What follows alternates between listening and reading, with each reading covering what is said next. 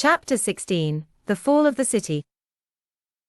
Now, when the Caliph Abdullah saw that the last army that remained to him was broken, that all his attacks had failed, and that thousands of his bravest warriors were slain, he rode from the field of battle in haste, and, regaining the city, proceeded like a brave and stubborn soldier to make preparations for its defense, and like a prudent man, to arrange for his own flight should further resistance be impossible.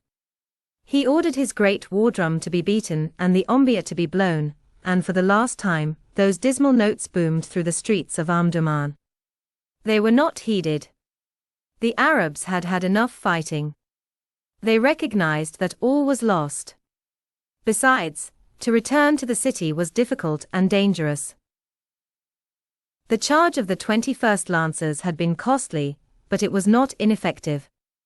The consequent retirement of the Dervish brigade protecting the extreme right exposed their line of retreat. The cavalry were resolved to take full advantage of the position they had paid so much to gain, and while the second attack was at its height, we were already trotting over the plain towards the long lines of fugitives who streamed across it. With the experience of the past hour in our minds, and with the great numbers of the enemy in our front, it seemed to many that a bloody day lay before us. But we had not gone far when individual dervishes began to walk towards the advancing squadrons, throwing down their weapons, holding up their hands, and imploring mercy.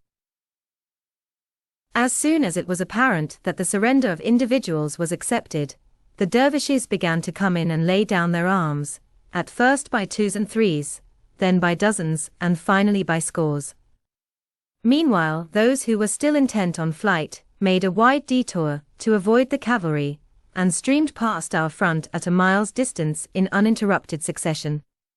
The disarming and escorting of the prisoners delayed our advance, and many thousands of dervishes escaped from the field. But the position of the cavalry and the pressure they exerted shouldered the routed army out into the desert, so that retiring they missed the city of Omdurman altogether, and disregarding the Caliph's summons to defend it and the orders of their emirs, continued their flight to the south.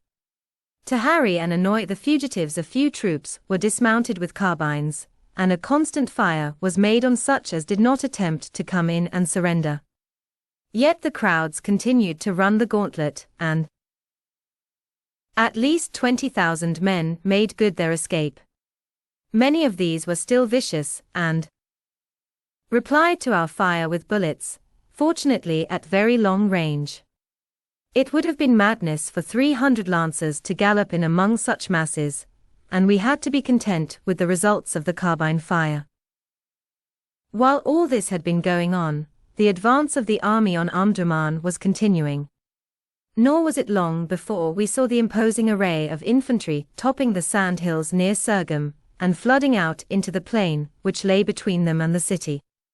High over the center brigade flew the black flag of the Khalifa, and underneath a smaller flash of red marked the position of the headquarters staff. The black masses of men continued to move slowly across the open ground, while we fired at the flying Arabs, and at 12 o'clock we saw them halt near the river about 3 miles from the city. Orders now reached us to join them, and as the sun was hot, the day dragged, all were tired and hungry, and the horses needed water. We were not long in complying, and the remnants of the dervish army made good their retreat unmolested.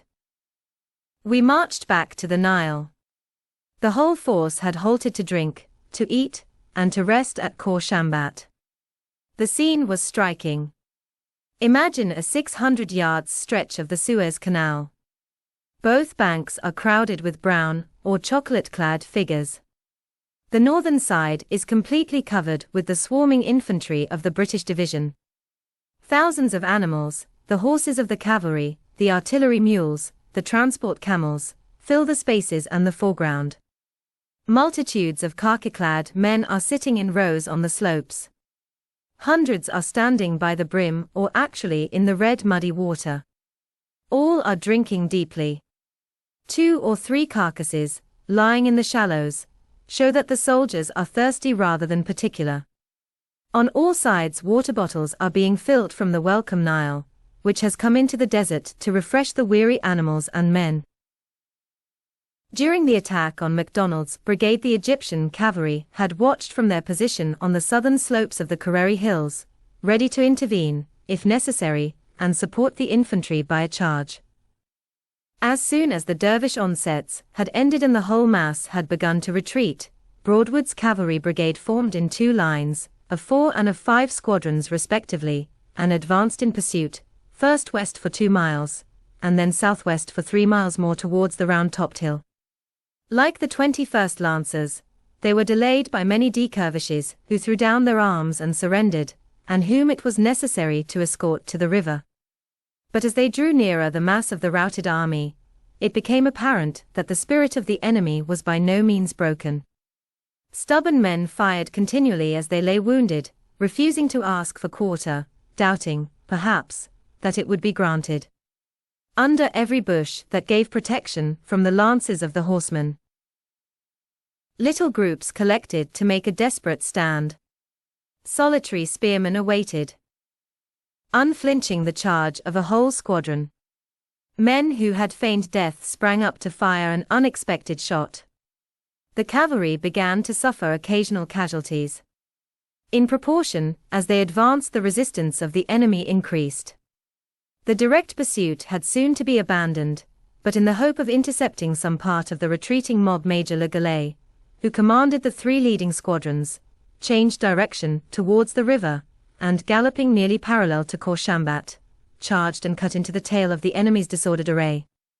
The Arabs, however, stood their ground, and firing their rifles wildly in all directions, killed and wounded a good many horses and men, so that the squadrons were content to bring up their right still more, and finally to ride out of the hornet swarm, into which they had plunged, towards Surgham Hill.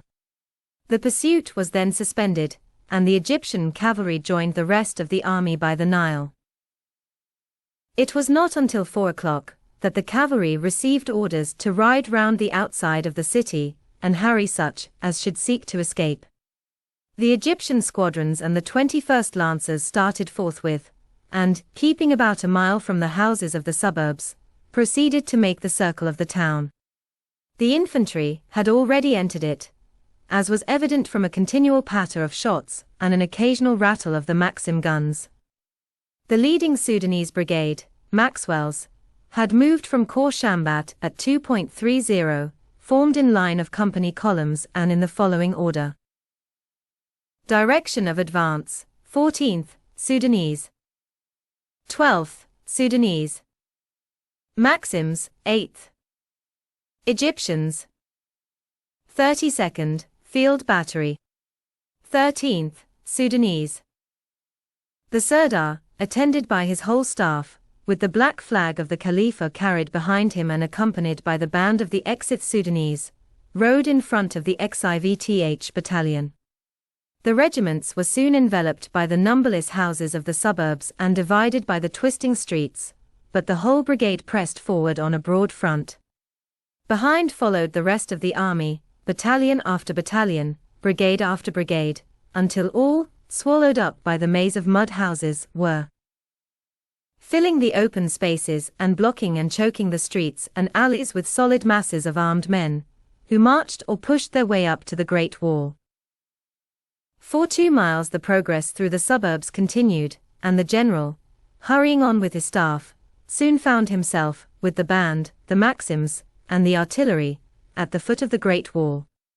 Several hundred dervishes had gathered for its defense, but the fact that no banquette had been made on which they could stand to fire prevented their resistance from being effective.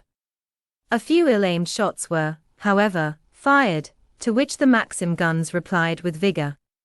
In a quarter of an hour the wall was cleared.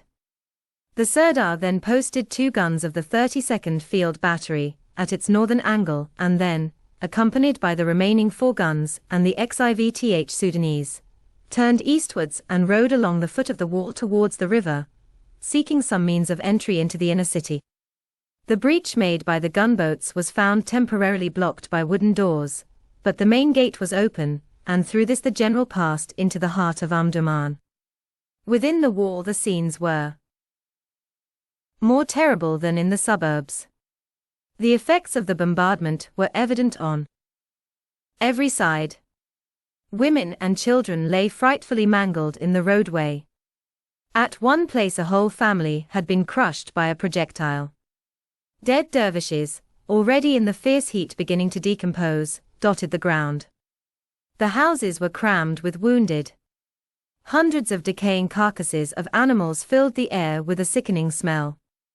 Here, as without the wall, the anxious inhabitants renewed their protestations of loyalty and welcome, and interpreters, riding down the narrow alleys, proclaimed the merciful conditions of the conquerors and called on the people to lay down their arms. Great piles of surrendered weapons rose in the streets, guarded by Sudanese soldiers. Many Arabs sought clemency, but there were others who disdained it, and the whirring of the Maxims, the crashes of the volleys, and a continual dropping fire attested that there was fighting in all parts of the city into which the columns had penetrated. All dervishes who did not immediately surrender were shot or bayoneted, and bullets whistled at random along or across the streets. But while women crowded round his horse, while sullen men filed carefully from houses, while beaten warriors cast their spears on the ground and others, still resisting, were dispatched in corners, the Sirdar rode steadily onward through the confusion, the stench, and the danger, until he reached the Mahdi's tomb. At the mosque 2 fanatics charged the Sudanese escort, and each killed or badly wounded a soldier before he was shot. The day was now far spent, and it was dusk when the prison was reached. The general was the first to enter that foul and gloomy den. Charles Neufeld and some 30 heavily shackled prisoners were released. Neufeld, who was placed on a pony, seemed nearly mad with delight, and talked and gesticulated with queer animation. 13 years, he said to his rescuer, have I waited for this day. From the prison, as it was now dark, the Sirdar rode to the great square in front of the mosque, in which his headquarters were established, and where both British brigades were already bivouacking. The rest of the army settled down along the roadways through the suburbs, and only Maxwell's brigade remained in the city to complete the establishment of law and order, a business which was fortunately hidden by the shades of night. While the Sirdar with the infantry of the army was taking possession of Omdurman, the British and Egyptian cavalry had moved round to the west of the city. There for nearly 2 hours we waited, listening to the dropping fusillade, which could be heard within the Great Wall, and wondering what was happening. Large numbers of dervishes and Arabs, who, laying aside their jibbas, had ceased to be dervishes, appeared among the houses at the edge of the suburbs. Several hundreds of these, with 2 or 3 emirs, came out to make their submission, and we were presently so loaded with spears and swords that it was impossible to carry them, and many interesting trophies had to be destroyed. It was just getting dark, when suddenly Colonel Slatin galloped up. The Khalifa had fled.